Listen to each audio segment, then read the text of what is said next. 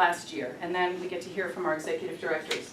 So these are some of the data points that we realized we were collecting when Jake said, I know you've got so much data and maybe you're not sharing it with the rest of the community. And when he read this, he said, this is exactly what I'm talking about. So we're sharing it with you tonight. These are a few points from each funding goal. We have so much more data, and we're just trying to find the best way to share it with all of you. So if this piques your interest tonight, there's more to come.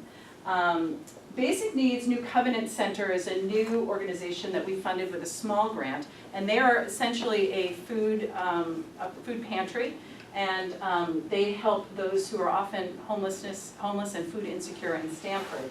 And they had an incredible increase in their soup kitchen and a demand in their food pantry, as you can see. And we saw such a jump last year in their services when they expanded their hours. That to us was really meaningful. And when we went for a site visit, we heard the executive director say, just in that neighborhood in Stamford that they serve, they still estimated that 1 in 6 residents were food insecure, and they had over 1,000 people in that neighborhood that still are hungry. And this is a brand new facility, fully renovated, gorgeous, and yet still people are going to bed hungry. So that concerned us, and we know we can do more, and we want to help them more. Pacific House in Stamford, for those of you who have been around, formerly Shelter for the Homeless in Stamford, they transitioned 28 chronically homeless men into permanent supportive housing. And one of the pieces of the data that we love is at the very bottom here. If you look at the cost effectiveness of investing your money in permanent supportive housing versus emergency shelter, there's no debate where your priorities should be. And so it's one night in an emergency shelter is $85, but in permanent supportive housing it's $61. So that's the kind of data that helps us drive our investments.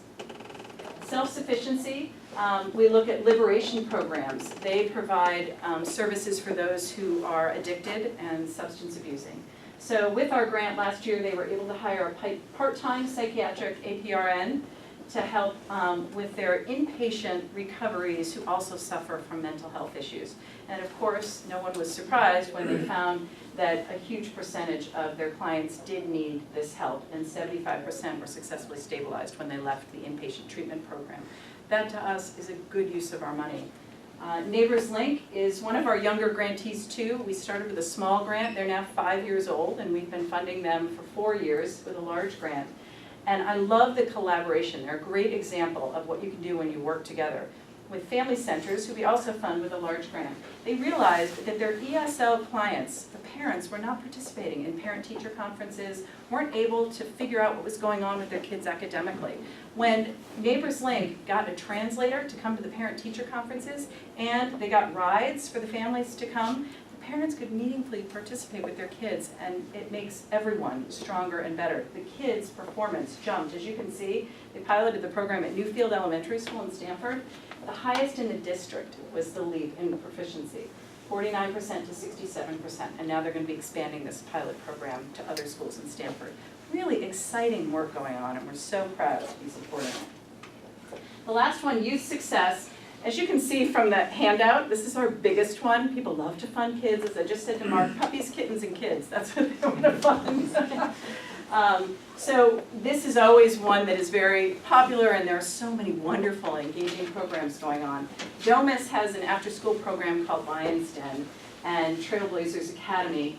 We saw 3 times literacy growth for the participants of that academy versus non-participants. So this is a place for kids to go after school, so they're not on the streets, they're not home alone as latchkey kids if their parents are working, so that they can get some academic help and a support system with adults who really care.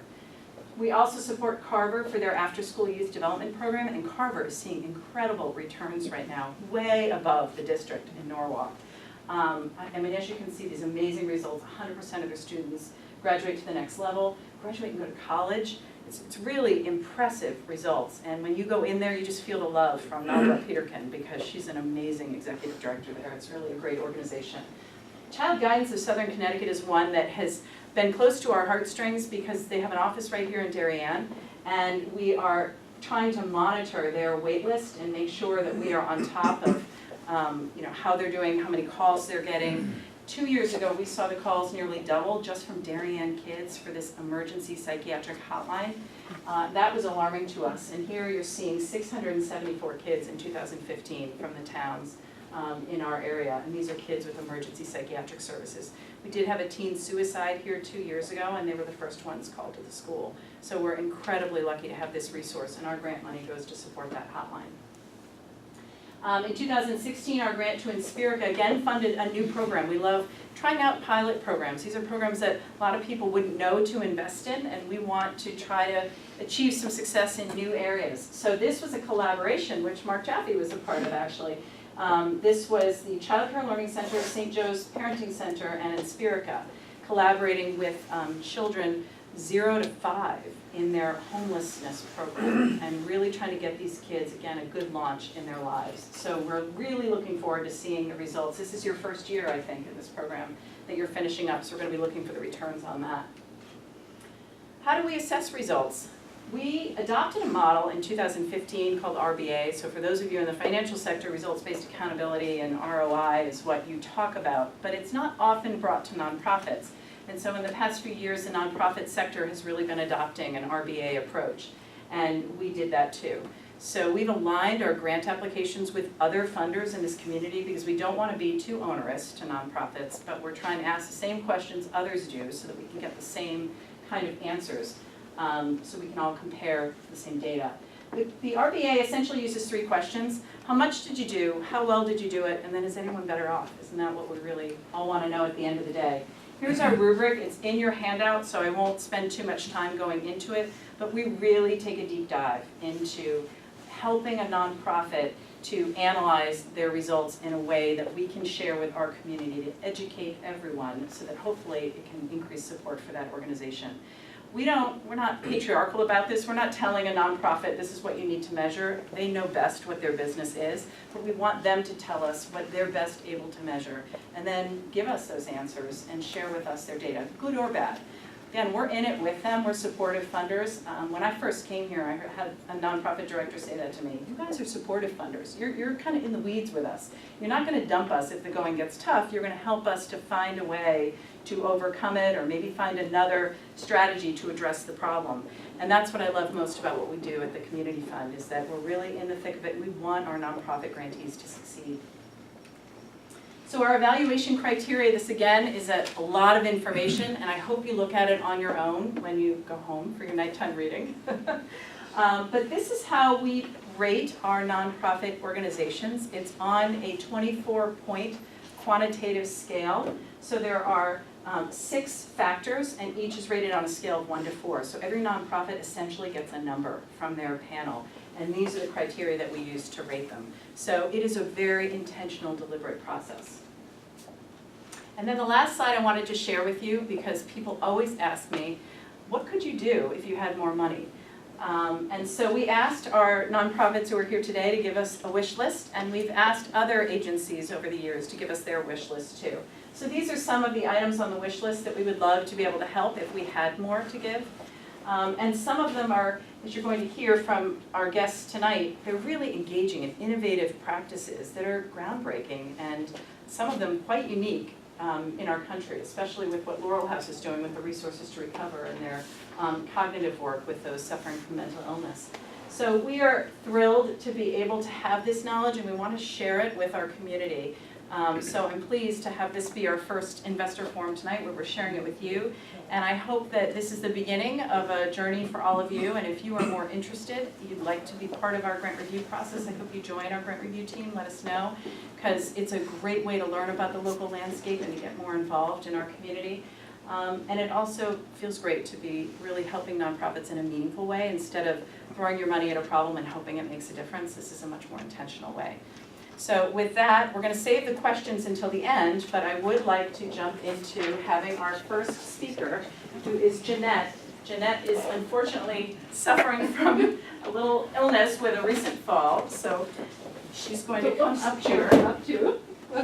And you can have a seat right here. Yeah, I can kind of lean if that's okay. Sure, and I'll folks. tee I up. promise I'll try not to fall down while I'm standing here.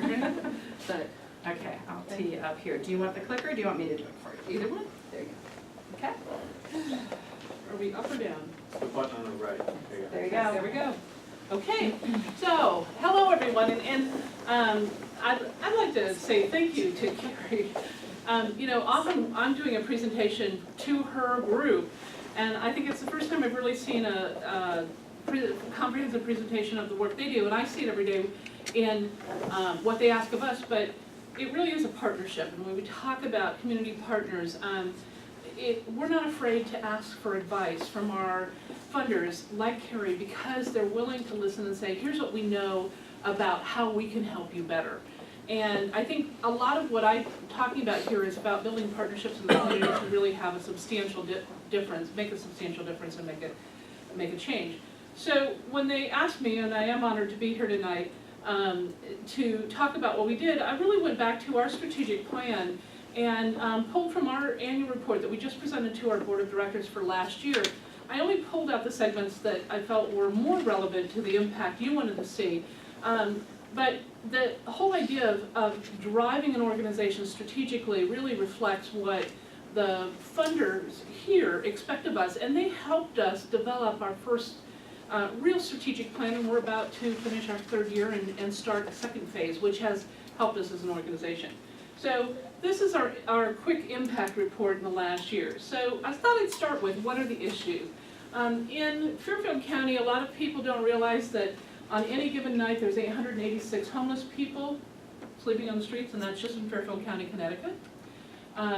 223 of those are children. I can tell you I have 20 children in my shelter tonight with 8 parents. And they're all healthy and safe and eating, and today they played the bongo drums and had after-school activity that they loved, because when you can pound the bongo drums, it's a lot more fun than doing homework, which they did after. Because our retired teachers that work with them wouldn't let them otherwise. 29% of the families struggle to survive in Fairfield County just because of the cost of living and the perhaps low wages, and 10% of Norwalk, which we cover greater Norwalk, but 10% of Norwalk is living below the poverty level. One of the things people don't realize in Norwalk is we don't have a social services department, Darien does, so often we're called upon to be the social services department for Norwalk, which means people show up at our door 24 hours a day, 7 days a week looking for help. We think we bridge a gap, and we do that with the help of organizations like the Darien Community Fund. And those are our real kids. So what I did is when we established our goals and objectives, we kind of focused on these 5 areas. And so I pulled up the financial stability, and I'm not going to talk about it, although it's really a requirement for nonprofits, is to really understand where your financials look like and where your dollars come from, and then what you're doing with them, and is it the most effective use of dollars. And so one of the goals we set 3 years ago, because the organization was struggling, is we have to do better at this. And fortunately, I've got an outstanding board of directors that really has done a good job of evaluating our financials and helping us do better at managing them and moving the organization forward. So I'm not going to talk about that areas, but I am going to talk about how social service leadership, effective practices, vision and action, and community core have affected our organization and the data that we can show you as a result of some of the work we did.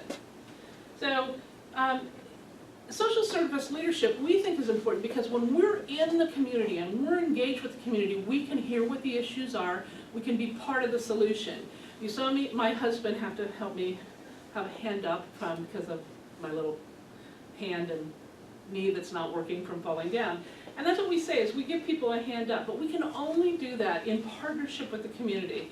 So we serve on the boards of Opening Door Fairfield County, the Emergency Shelter Food Program, and Supportive Housing Works. We're active in funder and community meetings because we can hear what the issues are, we can bring our knowledge to the table, but we can also learn from others and use that to build effective partnerships that make us stronger as an organization. We also have more than 40 corporations who are at the table to help provide leadership and team building activities. And what that does is it builds knowledge in the community of what our needs are, but it also brings together people who are interested in what the community that they live in and has them engaged and involved in the work we do. And we're really fortunate that we've had, this is a marketing firm that was painting our inside of our shelter, and we transformed it from purple to green, so it's a little more inviting. We also have been represented Fairfield County on homelessness and housing at the state capitol when we're talking about budget issues, because somebody has to be the voice for Fairfield County, and we can bring our data to the table. okay, they left this one in here. I'm the executive director, and I actually was appointed to serve on a governor's task force on effective business practices for nonprofits. Win for us was that I met with a lot of folks to learn what they're doing, and I could relay what I think nonprofits need and how well we do some of the things we do. So a great learning experience along with combining our expertise. So then we move into effective practices, and I think this is where we really did the deep dive as an organization, said what do we need to do to be the most effective organization as a shelter, managing our organization that's going to use the best practices, which can be a little bit of a pet phrase, but the reality is we want to do it well. And if we can't strive for excellence, even if we don't always do it perfectly, if we can strive for excellence, then we're not doing our job. And you might say, with homeless people, well, you know what? We see incremental change every single day. We should be doing it as an organization, and we see it in the people we serve. And so that's what we're working for. So as a result, last year we sheltered 212 adults and 29 children. We provided almost over 27,000 bed nights, which means we had people sleeping in beds, 27,000.